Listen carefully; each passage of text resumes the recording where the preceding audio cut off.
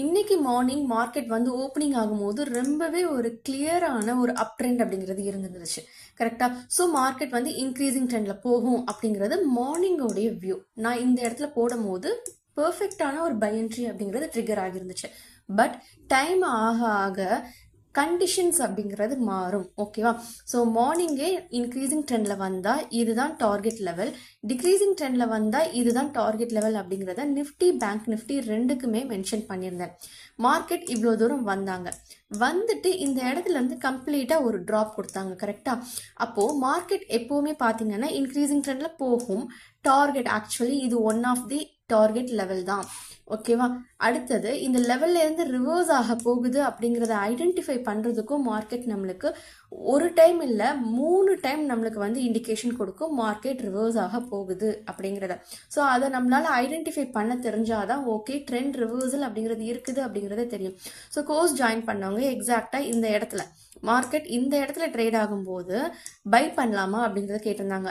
ஏன் அப்படின்னு அவங்களுக்கு தெரியும் இந்த இடத்துல இன்னைக்கு டேக்கான one of the major support இருக்குது. அது நிஃப்டியில மட்டும் இல்லை, ஈவன் பேங்க் நிஃப்டிலையுமே இந்த இடத்துல எக்ஸாக்டா மார்க்கெட் இங்கே ட்ரேட் ஆகிட்டு இருக்கும் போது இந்த இடத்துல ஒன் ஆஃப் தி ஒரு மேஜர் சப்போர்ட் அப்படிங்கிறது நிஃப்டி பேங்க் நிஃப்டி ரெண்டுக்குமே இருந்தது.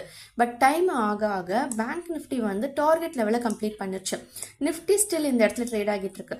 ஸோ அவங்க கேட்டது கரெக்டாக அனாலிசிஸ் பண்ணி இந்த இடத்துல பையிங் எடுக்கலாமான்னு கேட்டாங்க. ஏன்னா one of the major support இருக்கு அப்படிங்கிறத நான் சொல்லிட்டேன். பட் இன்கேஸ் இந்த லெவல் ரிவர்ஸ் ஆகுது அப்படின்னு அவங்களும் ரிவர்ஸ் பண்ணிட்டு மென்ஷன் பண்ணியிருந்தாங்க 27,300ல என்னுடைய டார்கெட்டை நான் ஃபிக்ஸ் பண்ணியிருக்கிறேன் கரெக்டானு கேட்டாங்க. கரெக்டாக பர்ஃபெக்டாக 27,300ல தான் இன்னைக்கு டேக்கான ஃபைனல் டார்கெட் லெவல் அப்படிங்கிறது இருந்தது. ஸோ இதெல்லாம் பார்த்தீங்க அப்படின்னா எங்கே என்ட்ரி எடுக்கணும், எவ்வளோ நேரம் வெயிட் பண்ணணும், ரிவர்ஸ் ஆனால் என்ன பண்ணணும், ரிவர்ஸ் ஆகும்போது டார்கெட் எங்கே இருக்குது அப்படிங்கிறது எல்லாமே அவங்க ஜாயின் பண்ணி 2-3 வீக்ஸ் தான் ஆகுது, எல்லாத்துக்குமே பர்ஃபெக்டாக தெரியும். இப்போ நான் டெலிகிராம்ல போடுறேன் அப்படின்னா ஒரு காமனான வியூவா தான் என்னால் போக முடியும். இன்க்ரீசிங் ட்ரெண்ட்ல போனா இது, டிக்ரீசிங் ட்ரெண்ட்ல போனா இது அப்படின்ட்டு.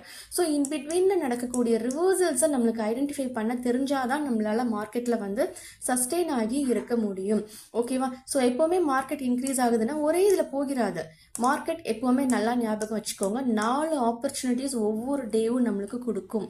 இந்த 4ஐயும் நம்ம பெர்ஃபெக்டா ஐடென்டிஃபை பண்ண தெரிஞ்சிருச்சு அப்படின்னா 4ல் 3 தெரிஞ்சாலே நம்மளுக்கு போதும் ஆக்சுவலி. பட் இது எப்படி ஐடென்டிஃபை பண்ணணும்னு தெரியணும், தெரிஞ்சாதான் நம்மளால ட்ரேடை பெர்ஃபெக்டா எடுக்க முடியும். இல்லைன்னா மார்னிங் எடுத்த ட்ரேட்லயே ஈவினிங் வரைக்கும் உட்காந்துட்டு இருக்க வேண்டியது தான். ஓகேவா? ஸோ எதுவா இருந்தாலும் லேர்ன் பண்ணிட்டு ட்ரேட் பண்றதுக்கு கத்துக்கோங்க. ஓகேவா? தேங்க்யூ.